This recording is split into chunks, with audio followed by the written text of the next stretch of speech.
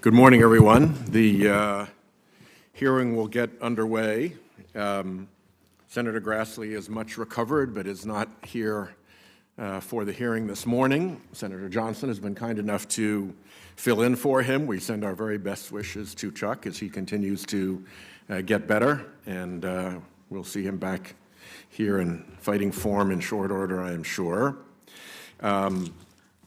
Today's hearing, I want to welcome the witnesses. We have a very, very good panel, and this is part of a series of hearings on the economic and budgetary costs of climate change that press the point that caring about debt and deficits requires caring about climate change, from creeping climate inflation to looming systemic risks. Families, communities, and the federal government will bear, and indeed are already bearing, the costs of upheaval in the world's climate. For our 13th hearing in this series, we highlight the threats of massive carbon pollution to our oceans, threats which in turn affect both coastal, obviously, and also inland communities. The threat to oceans is profound and often not well recognized. They absorb 25% of all carbon dioxide emissions, which makes them more acidic, and they absorb more than 90% of the excess heat generated by these emissions, making them heat up. The numbers are immense. Scientists measure how fossil fuel emissions are heating up our oceans in zettajoules.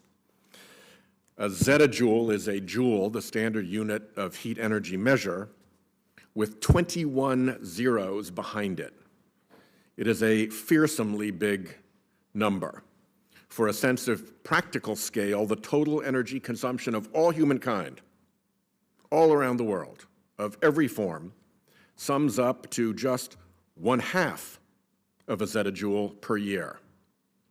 And yet, for the price of the fossil fuel component of that 1/2 zettajoule of energy for humankind, our oceans are absorbing about 14 zettajoules of excess heat every year. That is the heat equivalent of 7 Hiroshima bombs detonating every second of every day in the oceans. 7 atom bombs every second, every day, year after year. It is a colossal heat load. Were it not for oceans absorbing all that excess CO2 and all that excess heat, the U.S. would likely be already largely unlivable in many areas. Oceans have saved us. But absorbing all those emissions and all the heat is not without consequence. The heat is raising the temperature of our oceans, causing sea levels to rise, both by thermal expansion of seawater and by added runoff from melting glaciers and ice sheets. As a result, a shadow looms over coastal communities and their blue economies. Today, 40% of all Americans live along the coast. If American coastal counties were aggregated into their own country, it would be the 3rd highest GDP country in the world. In these communities, and for the entire U.S. economy, marine industries are an engine of economic growth. They employ nearly 2.3 million workers and contribute more than $430 billion to overall GDP. Ocean economies face particular risk, obviously, from climate changes. In 2021, commercial and recreational fishing contributed almost $140 billion to the U.S. economy, but fisheries are being harmed by warming ocean temperatures. Fish populations are relocating away to cooler waters. And economists estimate that direct economic losses could reach almost $1 billion annually by 2100. Downstream effects in fish processing and fisheries-based tourism will make it worse. One example, impacts to Alaskan snow crab fisheries have caused one town's revenues to drop over 90%. Ocean-based tourism and recreation add $275 billion each year to the U.S. economy and, of course, are important to Rhode Island. Yet huge swaths of American beaches are likely to disappear in the not-too-distant future. And scuba diving, snorkeling, and eco-tours businesses struggle as local wildlife face existential threats from climate change. Coral reefs, for instance, are bleaching and dying, and oceans are acidifying, making it worse. And not many people want to come and see a bleached and crumbling dead reef. In Florida, water temperatures reached hot tub level this past summer, 101 degrees. Not great for ocean life. Rising ocean temperatures also cause more intense storms that are causing enormous and enormously costly damage. On top of the physical damage, the storms shut down travel and tourism until storm-hit communities can rebuild. Infrastructure, roads, bridges, military bases, and ports are in increased jeopardy. And when critical infrastructure is lost, local economies suffer. And the federal government often has to foot the bill. Here we connect to our insurance hearings and the testimony that sea level rise has the potential to trigger cascading economy-wide economic catastrophes. One of our witnesses will testify that sea level projections will prove to be substantial underestimates if we trigger destabilization and collapse of the Greenland or West Antarctic ice sheets. Cross these tipping points, and the danger dramatically increases. The added sea level rise of crossing those tipping points will inundate additional hundreds of billions of dollars of real estate, and that makes properties in that bigger risk zone harder to insure. What you can't insure, you can't mortgage, and that can trigger a predicted crash in coastal property values. The market will have to adjust abruptly to a new realization that the useful life of billions of dollars in property will end way sooner than expected, setting off a series of dangerous economic cascades. We saw in 2008 how trouble in the mortgage market cascaded out into the broader economy. The writing is on the wall for a climate-fueled repeat. We are actually seeing the early stages of just such a trajectory in the Florida insurance market right now. The thing about economic crises is that they come on slowly until they come on fast, and then they can come on very fast indeed. You've heard the warnings, you've seen the witnesses, they were serious grown-ups, expert in their fields. The early evidence of their warnings coming true is already visible. It's time for us to wake up. And with that, I'll turn to Senator Johnson for the ranking member opening remarks, and then I'll introduce the witnesses. Thank you, Mr. Chairman. Again, I certainly wish Senator Grassley a full and speedy recovery.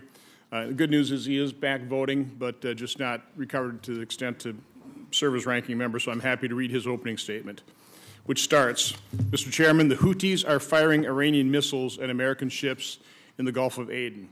They're disrupting global supply chains, forcing international cargo vessels to sail for days around the Cape of Good Hope. Meanwhile, they're giving Chinese and Russians easy access to the Suez Canal. Instead of discussing the most pressing fiscal or maritime issues, Democrats have elected to hold an ocean warming hearing to scare people about climate change, their 14th climate change hearing. This hearing will be similar to those prior. Democrats cite extreme statistics, attempting to justify their climate alarm. Republicans counter with sober facts showing that while climate change poses real challenges, Armageddon isn't around the corner. Human ingenuity and adaptation are the primary answers. Democrats argue for even more climate spending. Republicans note that we can't afford the spending we already have. We point to the impact of inflation and crushing debt on the American people, and how our exploding debt will restrict our ability to respond to future challenges, whether from climate change, war, or economic disaster. Democrats attempt to make a case for climate destruction. Republicans counter with the sober reality of a slightly warming globe, while we've also been just through a record Arctic freeze in much of the nation with over 90 people dying from the cold. As Senator Grassley has said repeatedly, climate change is a problem worthy of our attention. If Democrats want to discuss budgetary proposals related to climate change, we can have that debate. But it's clear they don't. They prefer to spread climate alarm rather than face our fiscal reality, a reality that nonpartisan experts of the Congressional Budget Office and the Government Accountability Office say is, quote, unsustainable, unquote. Today, Democrats will claim that climate change will decimate the ocean economy. The truth is that climate change is a real challenge, but nothing we can't overcome. We don't have oceans in Iowa, but we depend on them to get our goods to market. Global supply chains have proven to be resilient in the face of many obstacles. However, pressing geopolitical risks make trade difficult and more expensive. At a hearing earlier this month on climate risks for municipal bond issuers, witnesses on both sides of the aisle informed us climate change would not upend the municipal bond market. We look forward to a similar dose of clarity from Dr. Levy and Dr. Fraser, and we welcome all of today's witnesses. I'll only add that I'm not a climate change denier. I'm just not a climate change alarmist. The Chairman mentioned testimony before this committee. Well, one of the testimonies was we spent about $5 trillion globally combating climate change. I've asked witnesses, well, have we made a dent in it? Have we moved the curve down? You throw on top of that the Inflation Reduction Act, the $400 billion of, I would say, green energy boondoggle spending. Goldman Sachs actually said that'll cost more like $1.2 trillion. So now we got about $6.2 trillion. That's a real economic impact. And I would say we haven't seen any benefit from it whatsoever because I don't think there's anything we can do to hold back the tides. But again, looking forward to the testimony and entering the discussion. Let me welcome the witnesses. First is Dr. Andrea Dutton. Dr. Dutton is a professor in the Department of Geoscience at the University of Wisconsin-Madison. She is a geologist and paleoceanographer who is regarded as an international expert on the study of past climate and sea level change. She is also a MacArthur Fellow, a Fulbright Scholar, and a Fellow of the Geological Society of America. Our second witness is Dr. Rashid Sumaila. Dr. Sumaila is a professor and research chair of ocean and fisheries economics at the University of British Columbia.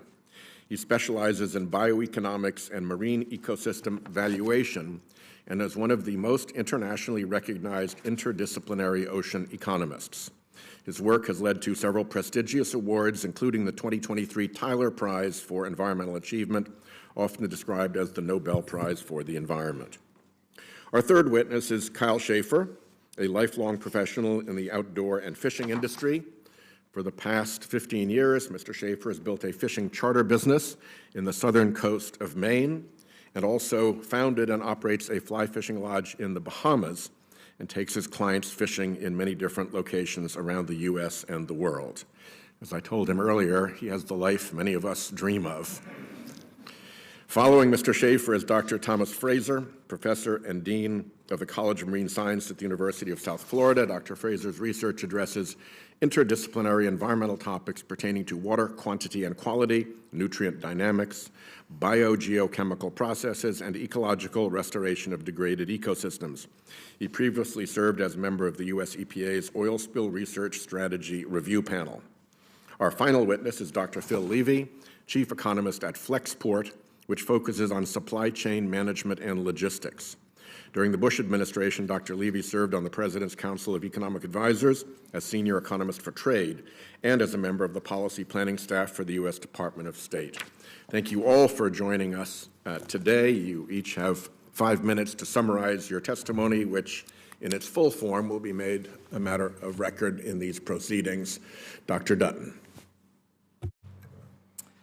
Thank you, Chairman Whitehouse, Ranking Member Johnson, and committee members for inviting me to speak today. I'm a professor at the University of Wisconsin-Madison. I am a geologist and paleoceanographer who conducts research on past climate and sea level change using marine sediments. I'm here to report that human-driven climate change is rapidly altering our oceans and marine ecosystems, threatening not only our economy, but humanity itself. Climate change that is driven primarily by the burning of fossil fuels poses formidable challenges to maintain the health of our oceans and coastlines. This impacts wide range of economic, cultural, environmental, and social interests. Climate impacts on the oceans have major repercussions for marine life, including marine heat waves that are increasing in frequency and intensity, more acidic seawater as the carbon dioxide that we pump into the atmosphere gets absorbed by the oceans, and lower levels of oxygen in seawater. Some additional impacts on the oceans include changes in ocean currents that impact weather patterns extending far inland, warmer oceans that fuel more intense hurricanes and can lead to rapid intensification of those hurricanes before they make landfall, and accelerating rates of sea level rise and coastal inundation.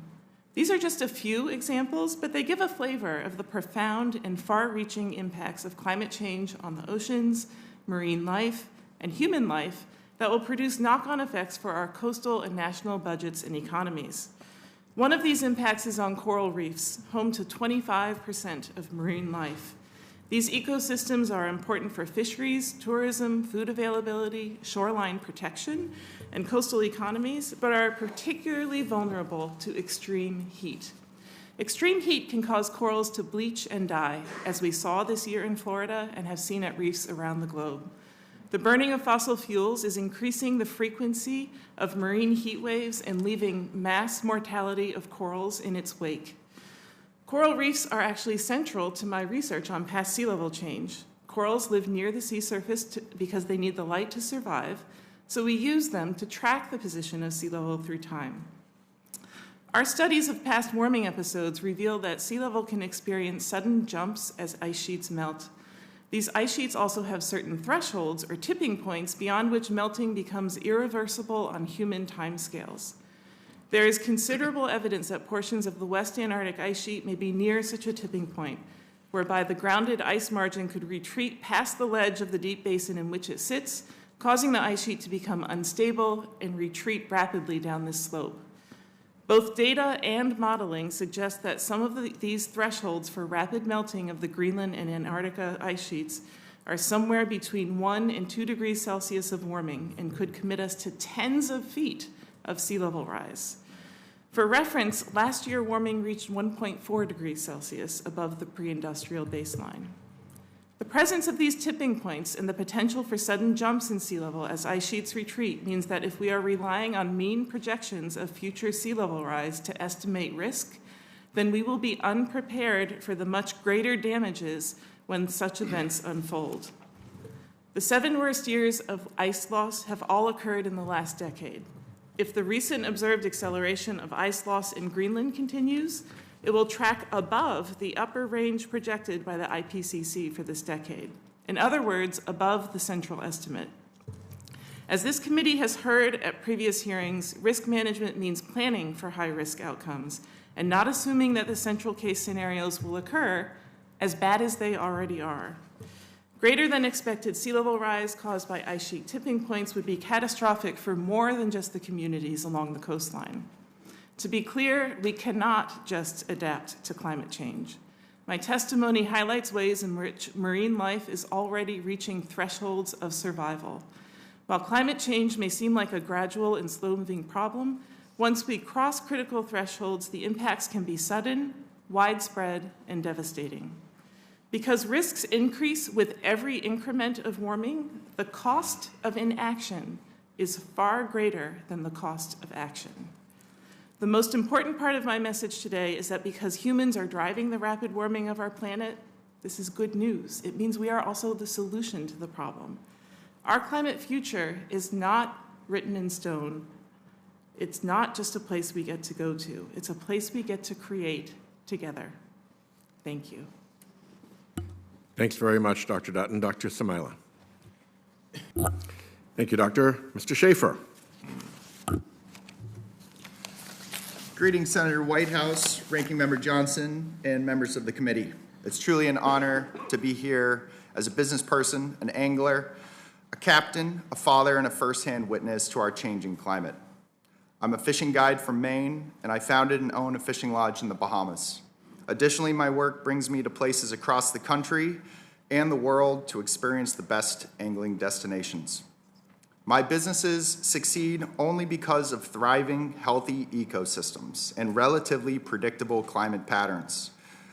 Unfortunately, in large part due to climate change, our oceans are now desperately lacking stability, balance, and the abundance that we rely on. The climate trends of more frequent and increasingly severe weather events like extreme heat, wildfire, hurricanes, heavy rains, high tide flooding, and marine heat waves pose a significant increase in risk and weaken my confidence in a prosperous future for my fishing businesses. Any one of these events can ruin my week, my day, an entire season with enduring effects on the fisheries where I make my living.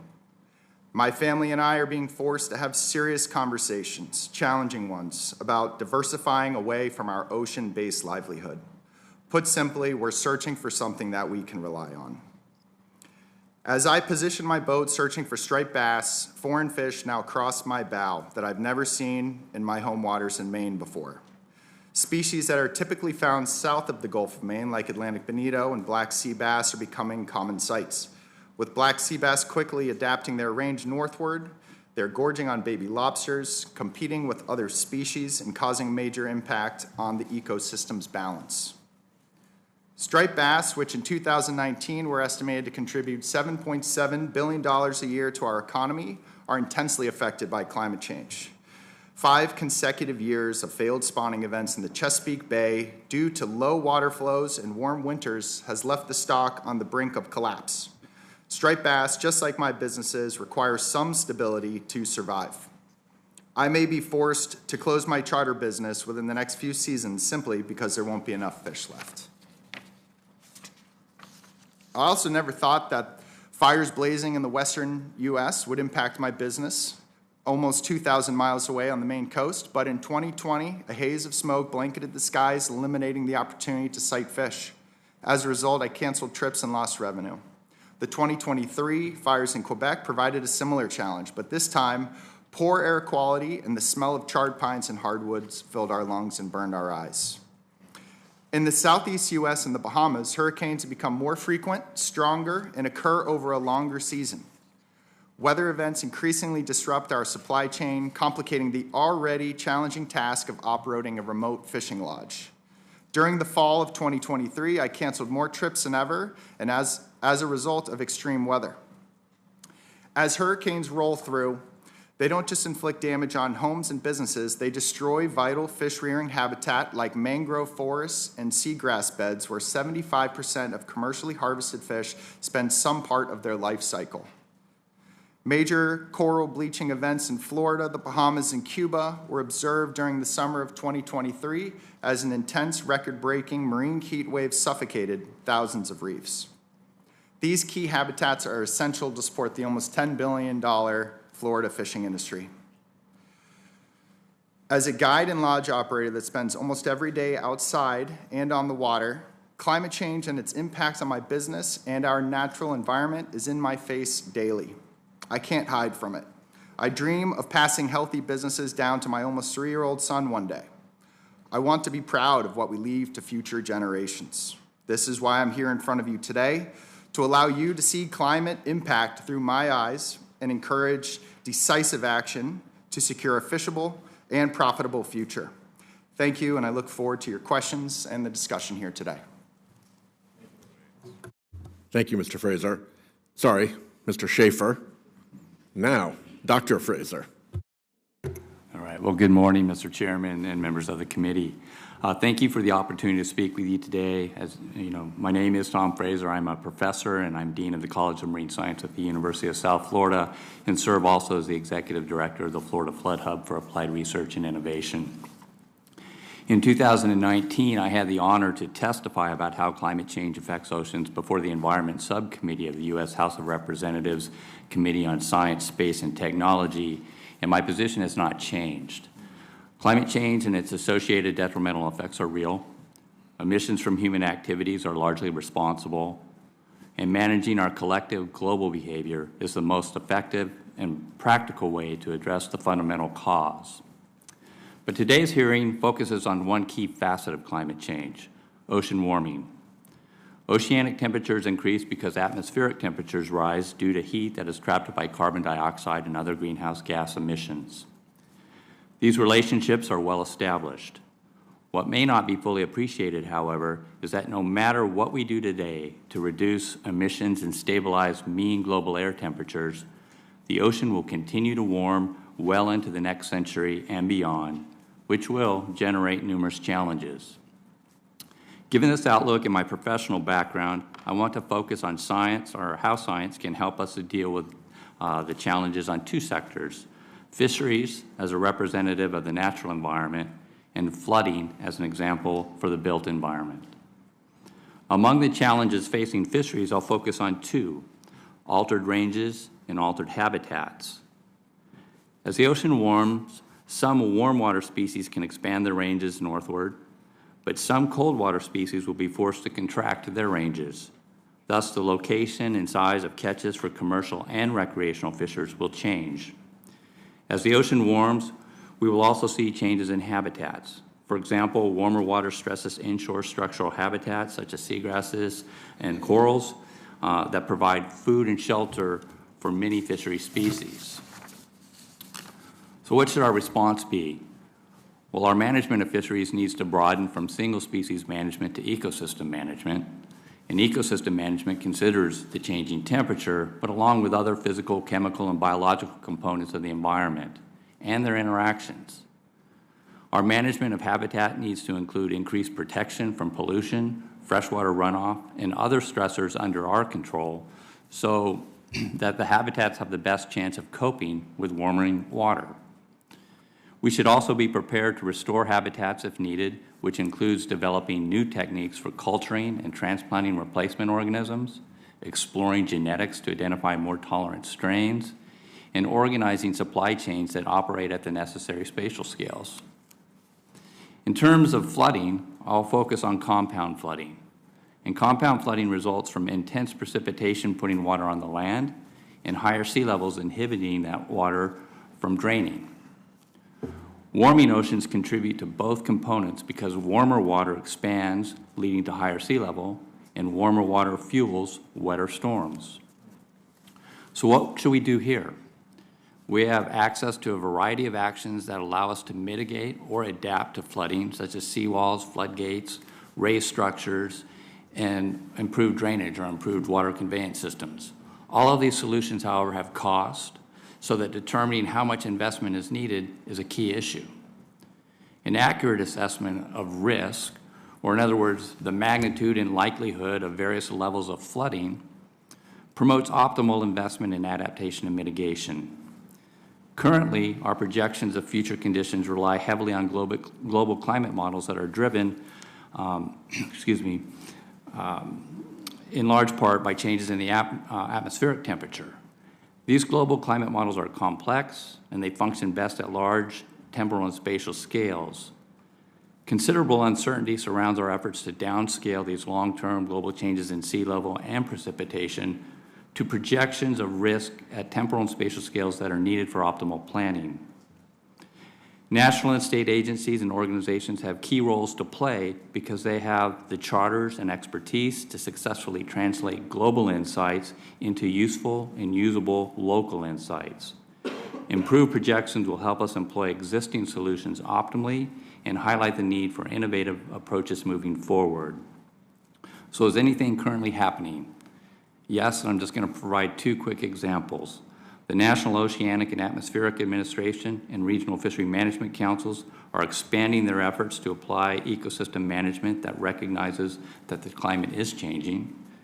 And in terms of flooding, the state of Florida is funding the Florida Flood Hub for Applied Research and Innovation, which is coordinating experts from multiple organizations to tailor sea level rise and precipitation projections for Florida to guide planning and actions that increase resilience.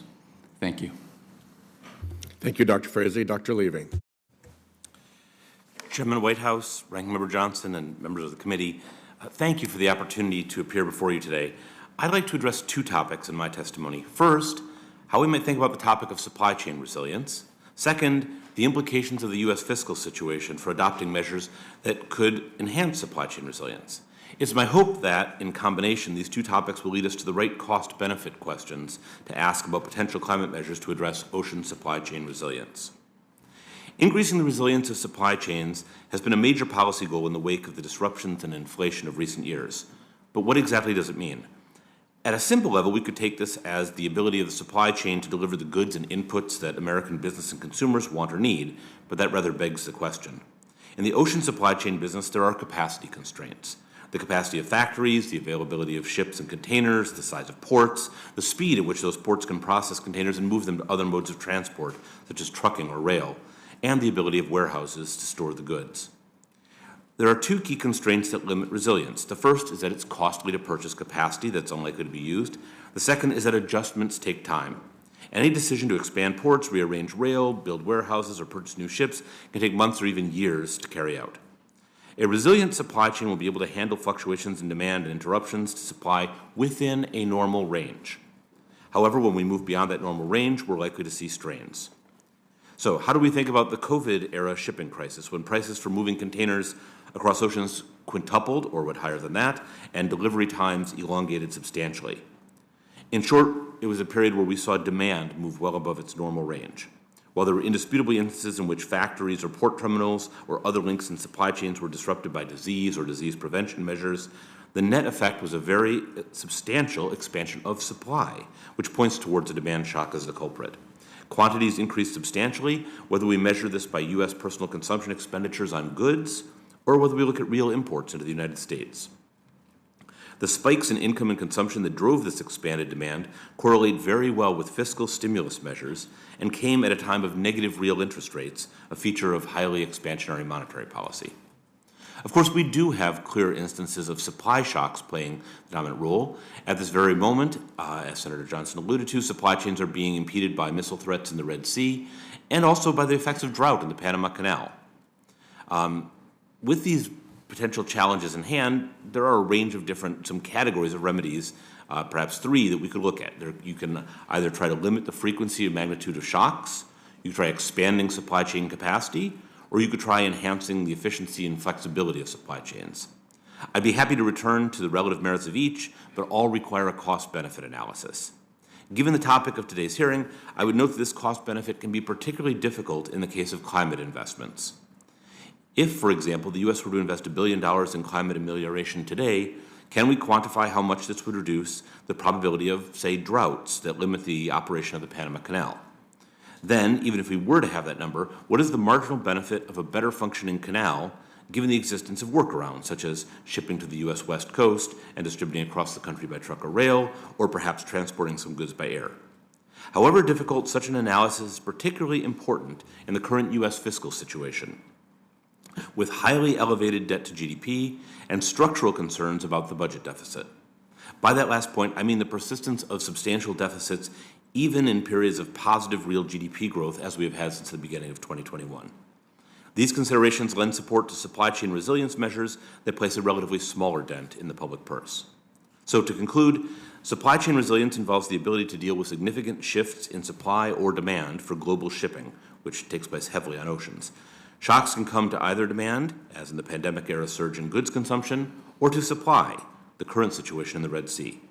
It's a fundamentally difficult problem because excess capacity is costly, adjustment takes time, and extraordinary surges will always be difficult to deal with.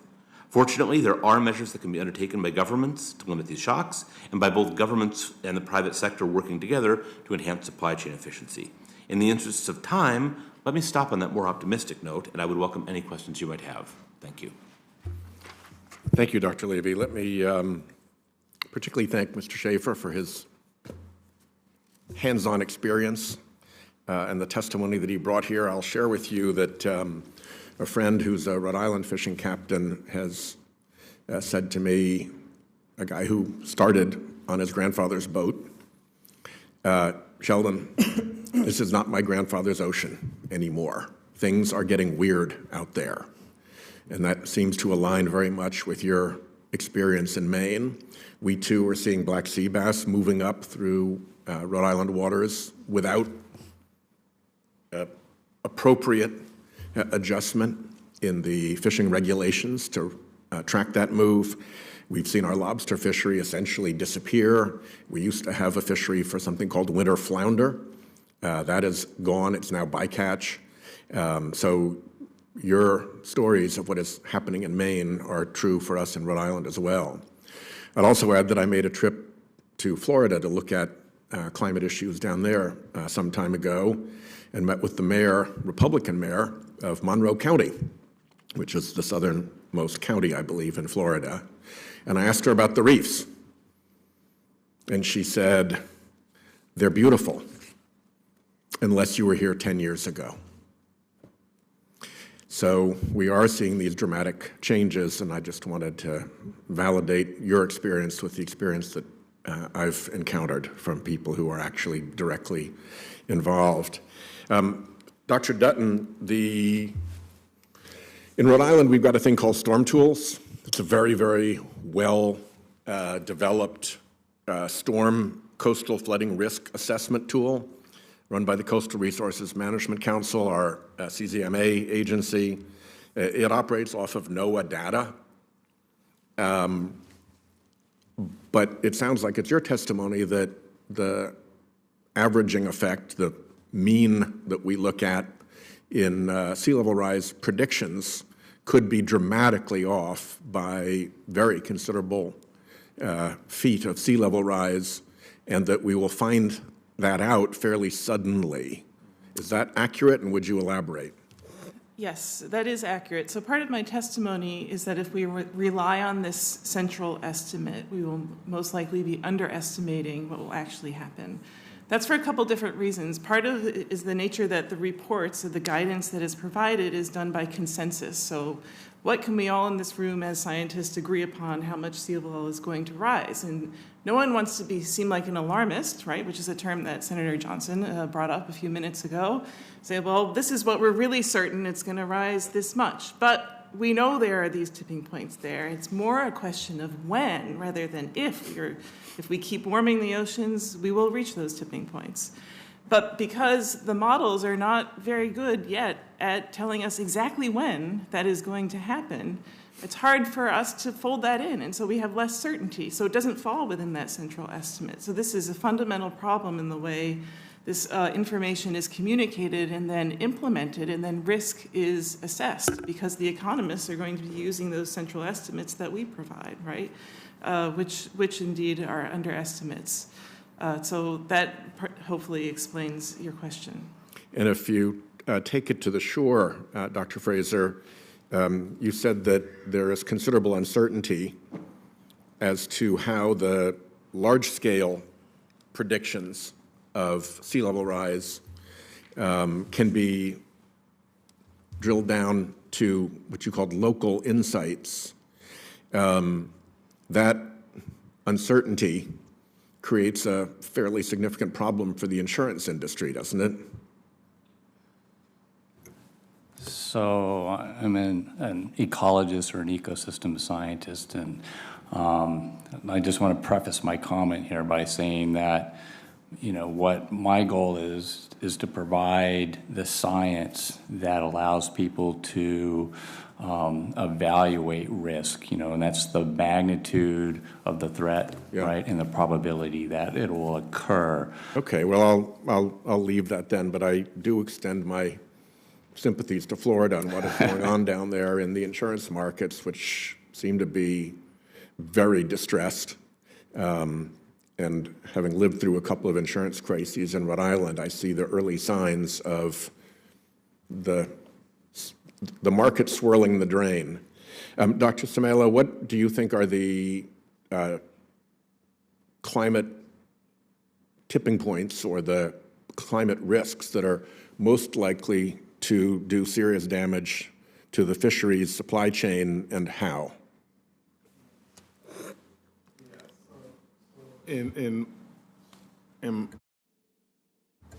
Yeah, is it okay? Yeah. In my written report, I talk about the four, what do I call them, the deadly quartet, the deadly four, and this has been mentioned by my colleagues here. The first is that the warming is taking place. Because of the warming, fish, like every living thing, when the conditions are difficult, you try to move, right?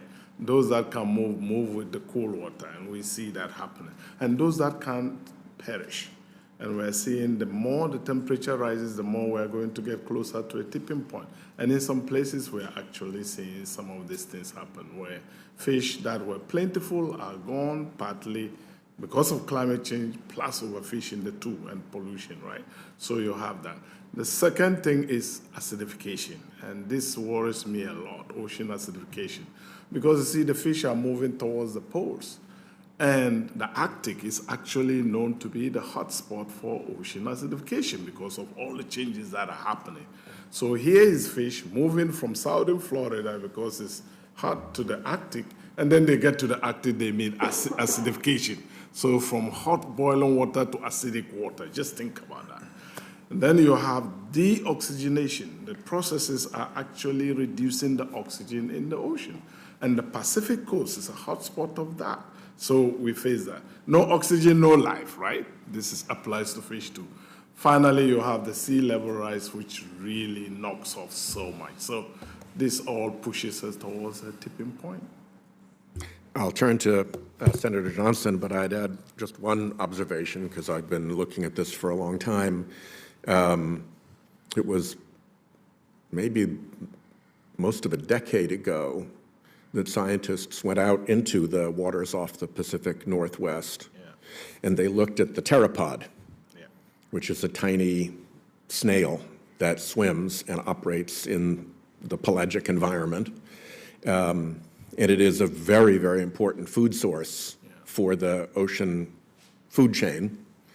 And they, in their sampling, I think found that 50% of the pteropods had exhibited what they called moderate to severe shell damage from the acidification out there. And of course, if you take a foundational part of the fishery's food chain and it collapses because the little creature can't make a shell properly any longer and therefore can't survive in that acidified environment, then the whole rest of the, I think Dr. Dutton would probably call it trophic cascade, falls down as well. So just another point of data. Senator Johnson. Thank you, Mr. Chairman. I'll start out with an observation myself. I have not observed a reluctance toward climate alarmism. I think it's readily available and out there. I've actually got a couple pages of just dire predictions that just never came true, which is kind of a problem for climate alarmists. They've been alarming people for decades, whether it's global cooling, global warming, sea level rise, taking over cities. It hasn't panned out. That being said, again, I don't deny climate change. It always has, always will change. Don't deny the impact you're talking about on the oceans. I'm concerned about the same thing. I hate to see the destruction of coral reefs, the disruption of fisheries, that type of thing. My point, my question is, what can we realistically do about it? Again, in testimony, we heard that we've spent about $5 trillion so far combating climate change. Also heard in testimony from the majority witnesses when I asked, does anybody really think that India and China are going to stop burning fossil fuels? Not only do they say, no, that's not going to happen, neither will we. So that's just the reality of the situation. I would say it's actually immoral to ask less developed countries not to power their populations out of poverty. I guess we can sit back here and go, yeah, we can afford, a 25, 30, 50% increase in power to, move toward green energy. People impoverished in China and in India can't, and they won't. So my point always is, what can we honestly do about it? Dr. Levy, you're the economist here. Do you think it's a moral thing to do to impose green energy on China and India? And by the way, do you think it's even possible?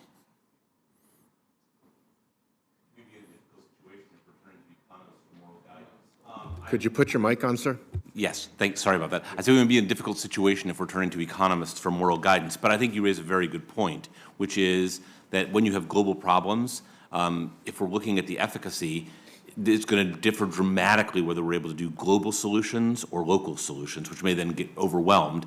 And I would say the degree of cooperation on these issues with emerging countries has not been especially high. It's high when it comes to making pledges for the distant future, less so when it comes to implementing measures. And I think that is a serious concern. Again, I remain a skeptic in terms of the total impact. But again, it sounds like this panel's pretty solid with that, so I don't want to argue the point. I will point out somebody like Bjorn Lomborg, who I think is on your side in terms of man-made climate change, also says that we shouldn't spend a dime on it because with limited resources, and we have limited resources, there are far more effective ways to alleviate human suffering. And we should focus on that. And, Dr. Fraser, that kind of sounds like your approach to this thing is, okay, what can we actually do? Why don't you speak to that issue? Yeah, thank you. I'm going to, again, preface my response in a couple of ways, right?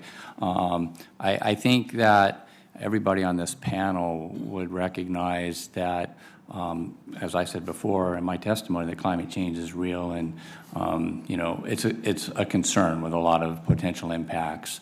But we're seeing real effects now, and so and it's important to figure out how we're going to spend our limited resources. I'm a scientist, not a policymaker or an appropriator, right? But I do recognize that our resources are limited and they're difficult decisions to make.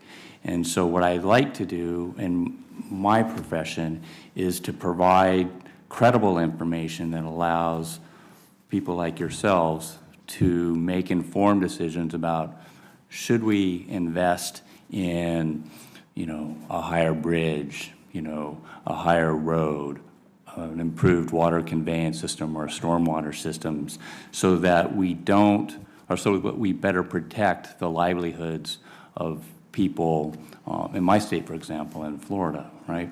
But at the end of the day, if we don't address the issue of increasing emissions, we will continue to deal and grapple with increased temperatures both in the atmosphere and in the ocean, which will, make it more difficult with time. But again, I appreciate and recognize that resources are limited, right? And hopefully we can provide you the best information possible to spend those resources in a wise manner.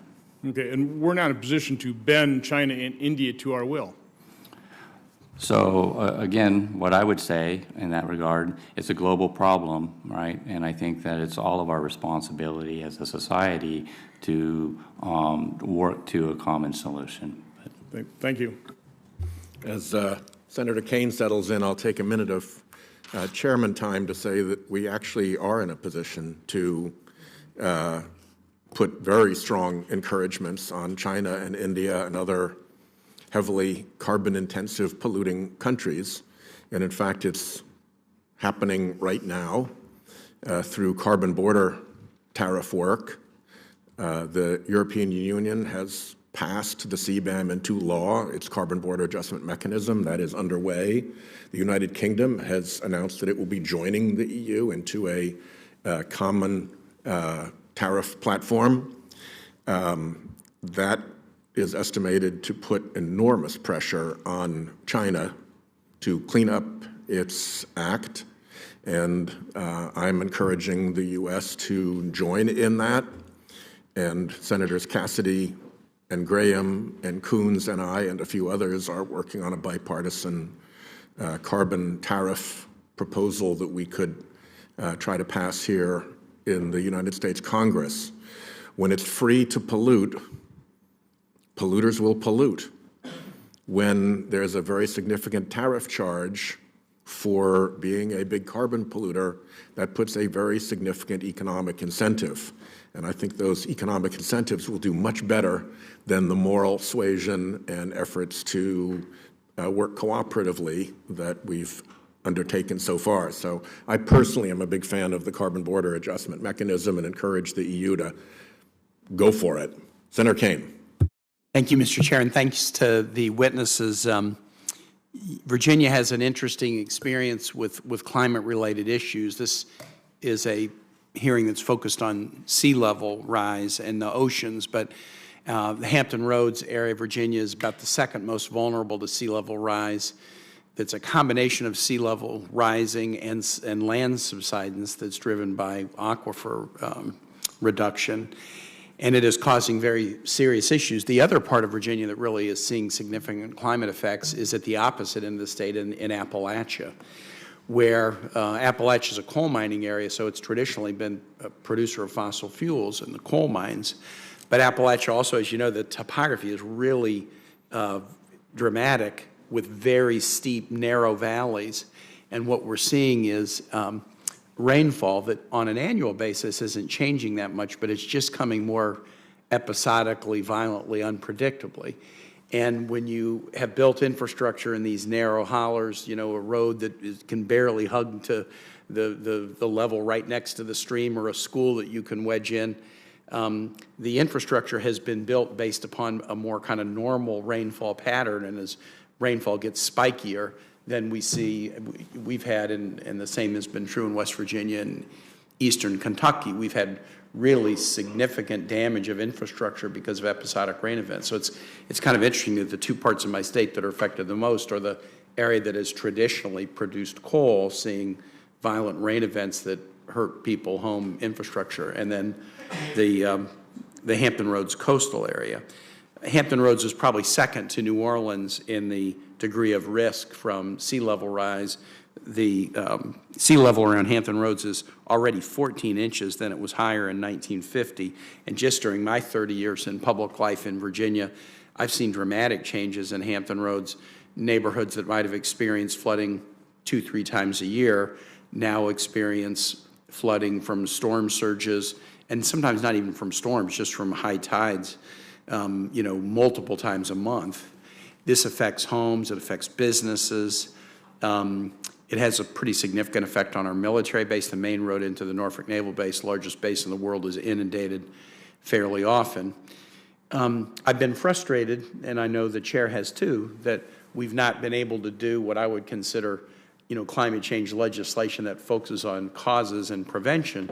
But it's not to say that we don't do climate change legislation. Every time we do an emergency supplemental to do hurricane relief, Superstorm Sandy or something like that, it's dealing with climate effects. Every time we have to rewrite the flood insurance programs and get more federal support and subsidy for that, I mean, it's sort of climate change research. So we're willing to, legislation, we're willing to do climate change on the back end. I'm glad that in bills like the Inflation Reduction Act and others, we're now starting to make investments around adaptation, but I understand the thrust of the testimony is that's not enough. Here's a particular effect that I wanted to ask Dr. Dutton about.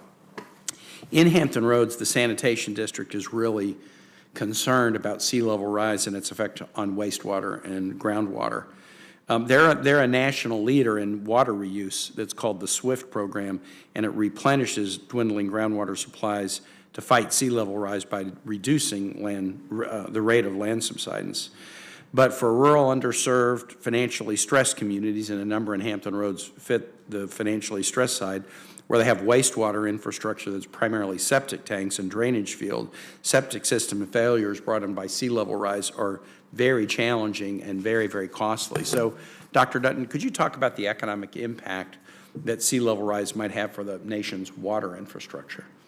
Yes, thank you, Senator Kane, for this question. I think when people think about sea level rise, they think the only risk is from your home getting flooded, right, the actual inundation of the land. But it is a threat to the water supply, the aquifer itself, that becomes salinized, which is a huge issue. Yes, you can build a desalinization plant, but they're very expensive and hugely energy intensive, right, which doesn't help either. But as you mentioned, also sewage is a big issue. Septic tanks that become corroded from the salt water, right, can fail as sea level rise and that water becomes more saline. Also the sewer pipes. So the sunny day flooding, coastal flooding that we have, it turns out, I learned on one of my early trips to South Florida, thinking about this issue, I talked to the Deputy Director of Water and Sewer who said, well, you know those sewer pipes are leaky. And I'm like, what do you mean they're leaky?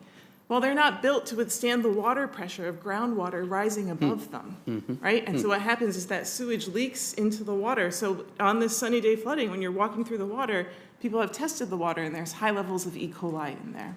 Right? So this becomes an immediate health issue in all these communities on our coastline that are getting this sunny day flooding from either high tides or these rainstorm events where it can't run off, which brings me to my last point on this, which is stormwater runoff. right? Once sea level rises, those are Yep. gravity-fed systems, and that stormwater has nowhere to go. And so you see now flooding that's happening not even on high tide days, but just days where you get a lot of rain because those systems can't work and drain as they're designed to do anymore. Thank you. Thank you, Mr. Chair. I would take another, Chairman, 30 seconds just to mention the phrase that Dr. Fraser used, which I think is very pertinent to this conversation, and which I had not heard before, of compound flooding. Compound flooding when the rainstorm from a storm is pouring down and causing the rain flooding, and at the same time, the storm has raised sea level rise with storm surge and that convergence.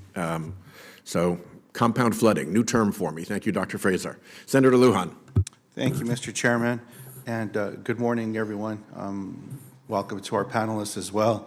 Now, it may surprise you that someone from New Mexico is showing interest in a hearing pertaining to warming oceans, specifically to how the climate crisis is threatening ocean industries. You used to have a coastline just a couple of million years ago. Yes, sir. I'm going to let that go, Mr. Chairman. I'm not going to going to jump down that area. And I'll reset your clock, so I'm not wasting your time. I was very proud to introduce a piece of legislation with Senator Blackburn to improve access to the fastest computers in America, to help us better understand the ocean models, to build advanced models, namely working with the Department of Energy. Now, this effort will result in better forecasts of extreme ocean events and support a new generation of weather and climate models. The challenge of rapidly changing ocean conditions requires further research and development using tools like cutting-edge supercomputers and AI. Ocean industries like fisheries and tourism need accurate forecasts to be able to plan ahead for the next day's weather and adapt to changing seasonal ocean patterns. And we all rely on National Weather Service forecasts for our livelihoods, and I'm proud to support the service's collaboration with the Department of Energy National Labs already. I want to see it improve and see that access dramatically change. Now, Dr. Dutton, yes or no, has climate change made historical weather patterns a less reliable basis for weather forecasting? Yes, that's correct. And Dr. Dutton, yes or no, would advanced models that better predict the rapidly evolving ocean conditions help businesses and communities adapt to climate change? 100%, yes. And Dr. Dutton, is there more that Congress can do to help ocean industries use better forecasts of extreme ocean events as they adapt to a warming ocean? That's a great question. Captain Schaefer might be better able to explain how that information gets transferred to the people who need to use it out on the seas, actually. Can you repeat the question one more time, please? Is there more that Congress can do to help ocean industries use better forecasts of extreme ocean events as they adapt to a warming ocean? Thank you for the question, and I think absolutely.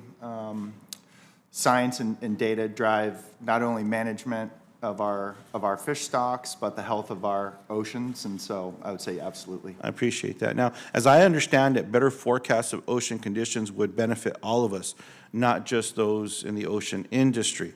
All of us, and especially those of us in the Southwest, need better forecasts of El Nino to help us prepare for the extreme weather that drives the devastating wildfires and flash flooding like we saw recently in 2022. Alternating drought and heavy rainfall have impacted New Mexican agriculture, recreation, livelihoods. We depend on the snowpack for recreation, but also to ensure that our surface water, irrigation, agricultural way of life exists.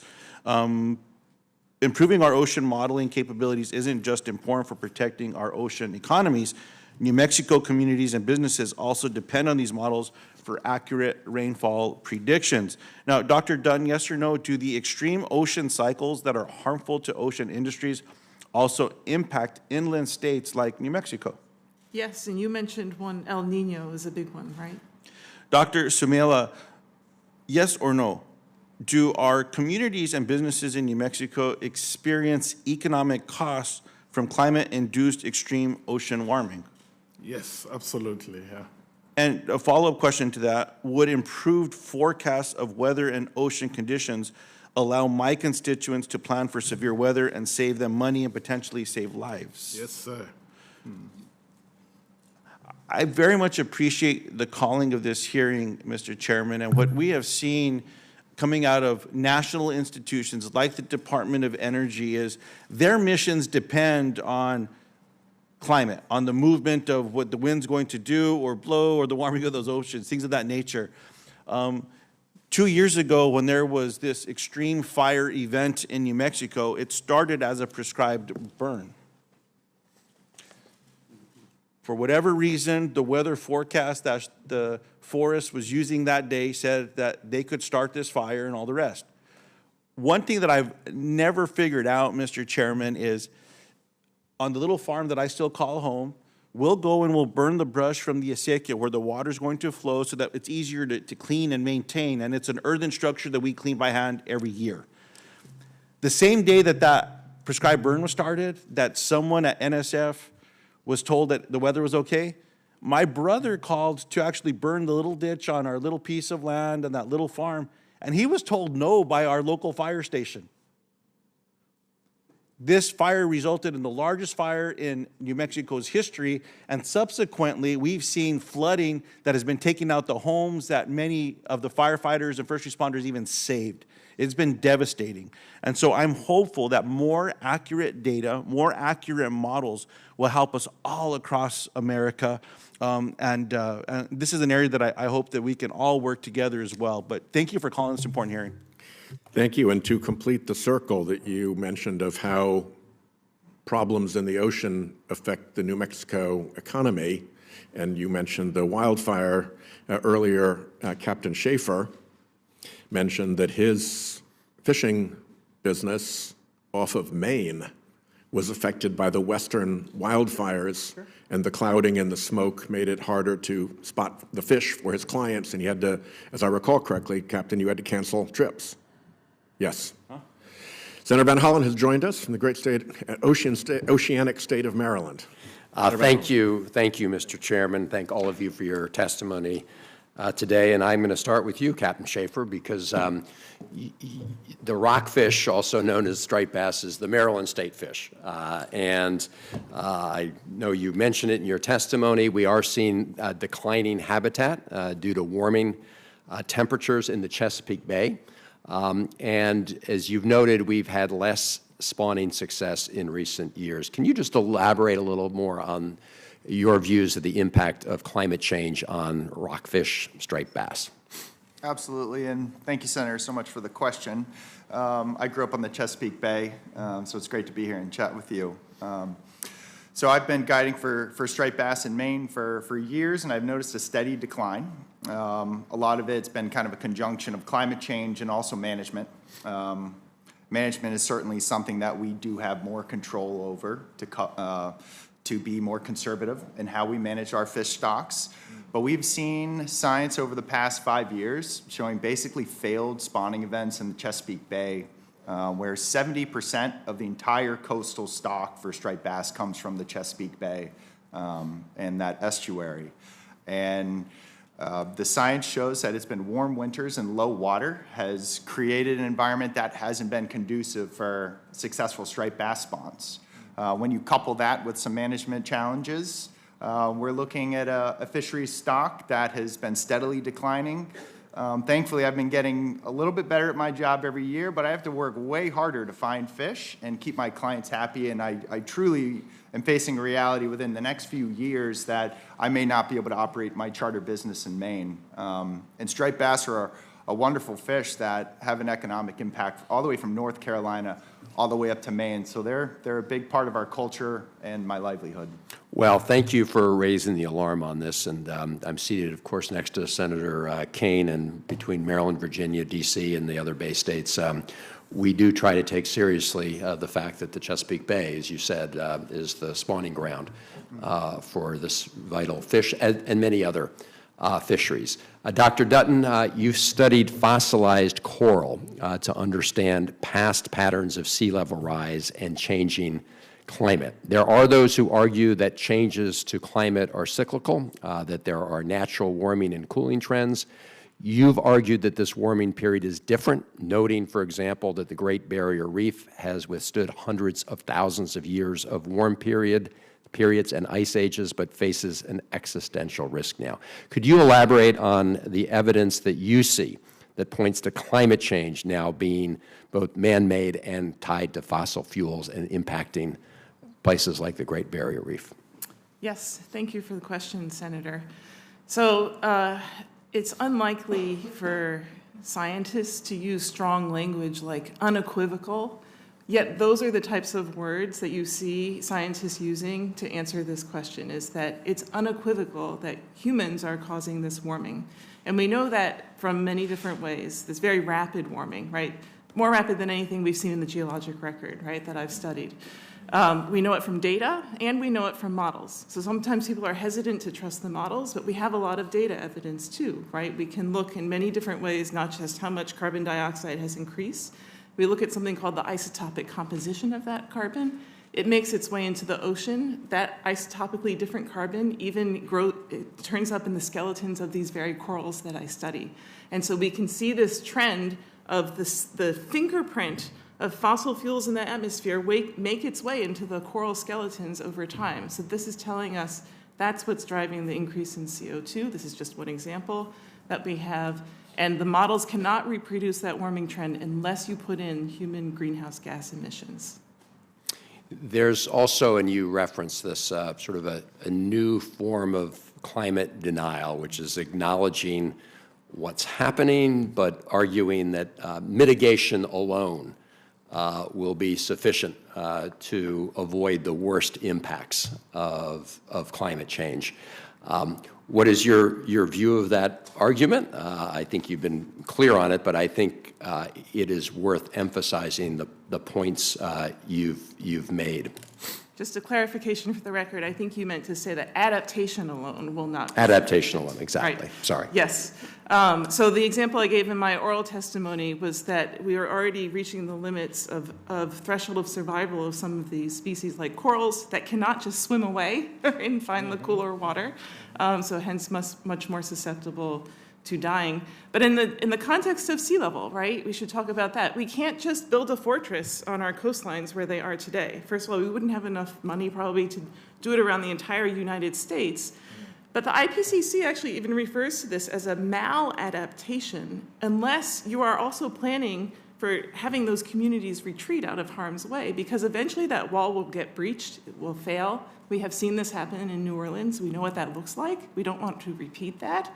So it's a temporary measure, right, to help us prepare. It buys us time. It's not a permanent fix, right? So we can't just engineer our way out of this problem.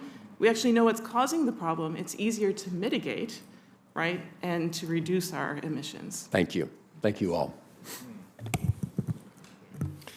Senator Padilla has joined us. Let me add one little data point here, because my friend Senator Johnson mentioned that he believes $5 trillion has been spent on climate change, trying to address it. I can't vouch for that number. It's his number. But I would put it in the context of Deloitte, which is a pretty well-known corporate consulting firm that hires a lot of very smart and able people and puts its reputation behind its public reporting. Deloitte has projected that if we do nothing about climate change, the cost to global GDP will be $178 trillion negative.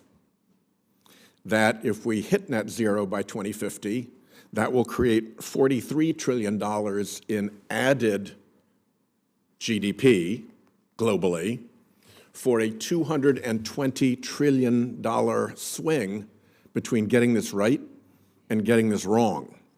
So that's, like the zettajoules, that's a pretty darn big number, and I wanted to add that to the record. Senator Padilla.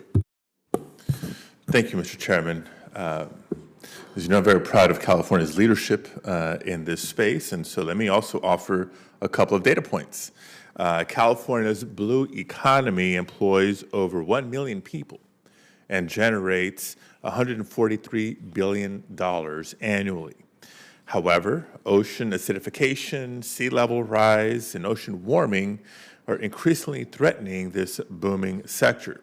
As our changing climate continues to warm the Earth's oceans and atmosphere, the phenomena we now refer to as atmospheric river events are becoming longer, wetter, and more severe. I'm not even referencing last winter's storms. I'm talking about just this week, San Diego, second largest city in California, one of the largest cities in America, having to declare a state of emergency after an atmospheric river brought a record rain of 3 inches in 3 hours, and flooding that left hundreds of families seeking shelter from the storm.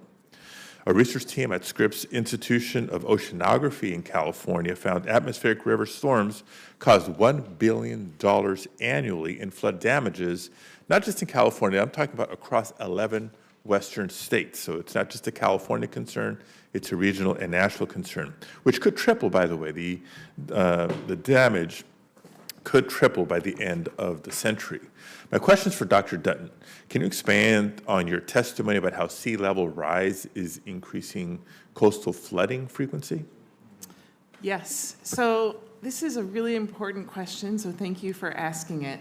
Oftentimes when people are planning for sea level, they look at projection curves to understand, how much time do we have until it gets to a certain level, say like 2 feet above sea level. And so if you're planning, I have 3 decades till we get there, we don't need to worry about it, that's actually the wrong takeaway from that graph, because what's going to happen is you'll have high tide flooding events like you see at Hampton Roads will become more frequent, and you'll reach that 2 feet more frequently, first 1 time a year, then 5, then 10.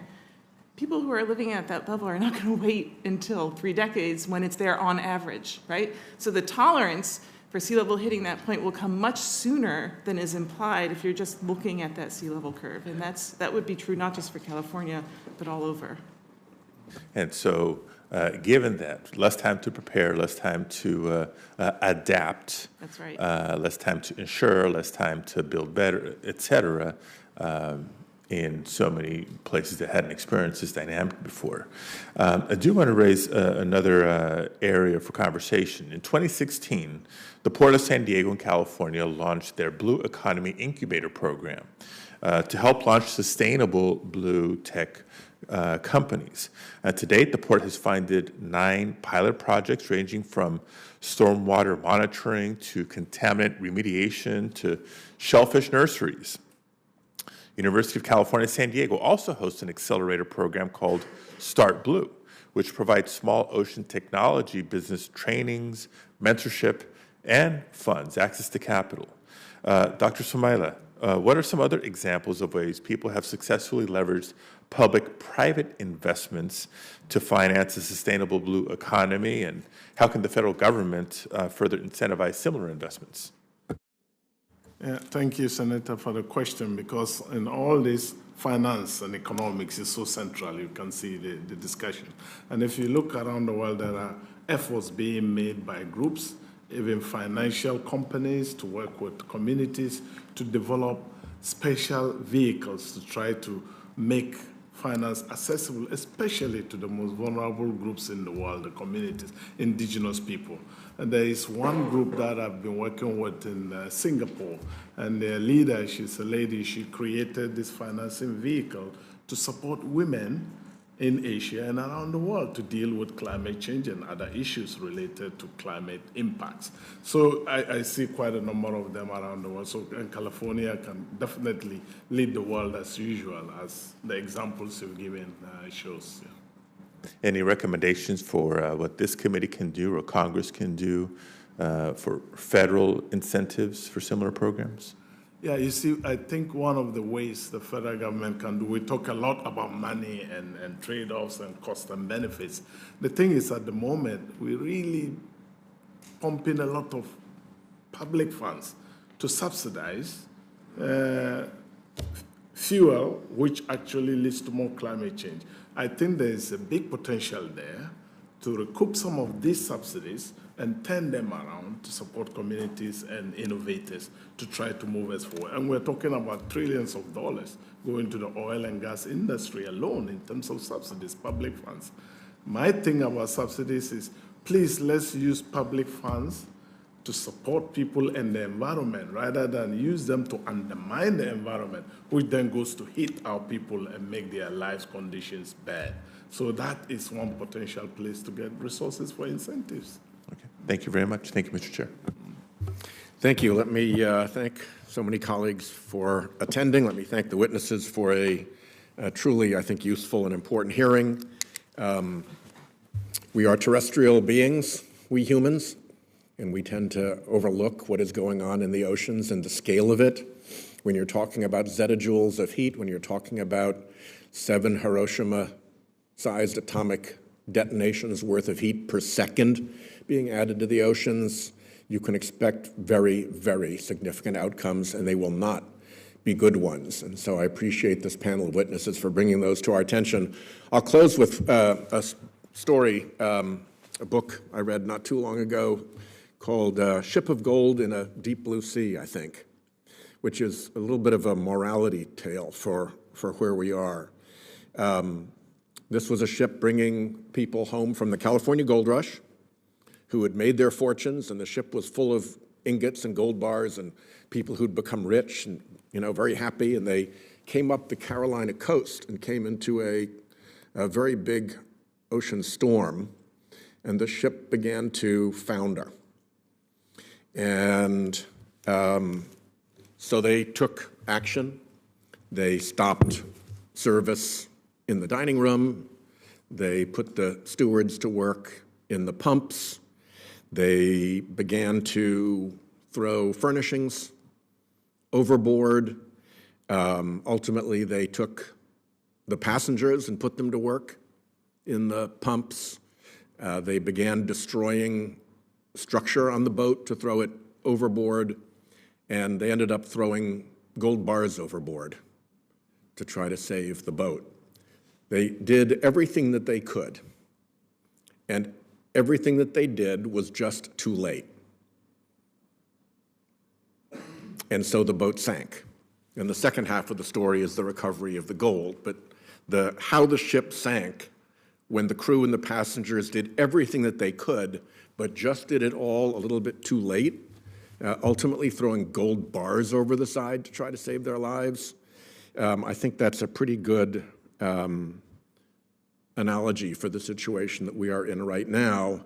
And the one thing that I would point out, because there are lots of people who say we should slow down and analyze, if they had slowed down to analyze what the effect would be of throwing this sofa overboard in terms of how many inches of freeboard you gained before they threw the sofa overboard, if they had stopped to do a study of what it would add to add passengers to the crew, to crank the pumps in the boat and stop doing stuff while those studies took place, that boat would have sunk a lot sooner.